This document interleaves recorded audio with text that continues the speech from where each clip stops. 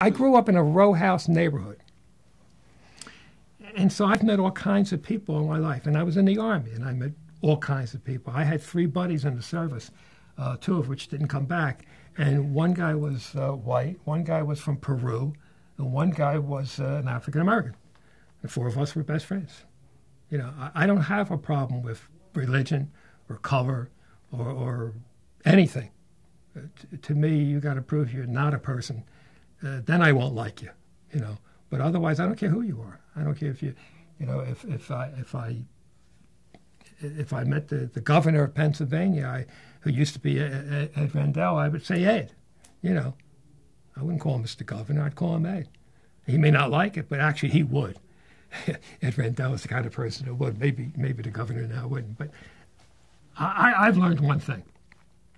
Everybody puts their pants on the same way. Everybody has lost a parent or a friend. And there really is no difference between Catholic and Protestant and Jewish and all the nonsense that goes on and all the wars about religion. And there's really no difference between Hispanic Americans and African Americans and white Americans. It's all just BS. And when you deal with people the way I do, you can't help but see that. I mean, it's just obvious. I've gone into the poorest homes in the poorest neighborhoods, and there have been some homes that you could eat off the floor. And I've gone into very nice neighborhoods and saw dirty houses. So I guess I've been doing it for so long.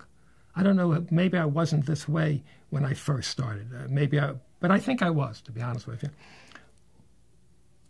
But they're all people who have either had a worker's accident or a personal accident, and they're just looking for somebody to help me.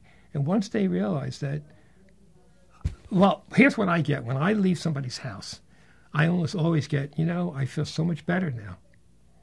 You've made me feel better. You've explained what's going to happen, and you've explained why what happened so far happened. And thank you. I had a guy that I signed up maybe 20 years ago who was living in a garage with just a black and white TV and a chair and a mattress on the floor. And his lady had left him, and his dog bit him, and he had no money, and he had no food, and he had no workers' comp or anything. And I signed him up, sitting in a cold garage in the winter, and brought his paper back. And I said to him when I left, we're going to help you.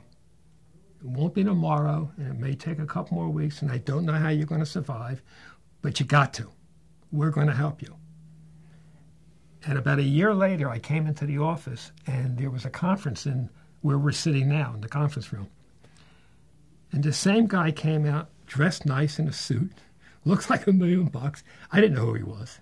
I had no idea. And he turned around to the people with him, and he says, there he is. That's the guy. And I didn't know what he was talking about. Came over. That's a big guy. I want to say badass, but I won't. And but I'm talking about an inner city big guy. And he's hugging me. And I'm like, get off me, you know. And here's what happened. He was going the day I came to commit suicide. He had no money, no job, no way to pay for it. He was in a lot of pain.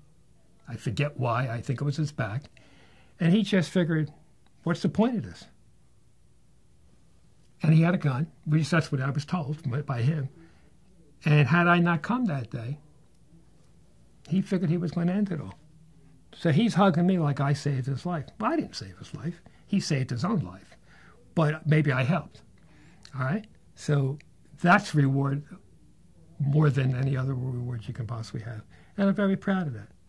And he said that you convinced me that day that everything would turn out and be all right, and you gave me hope and you gave me faith. So that's what I hope I do here.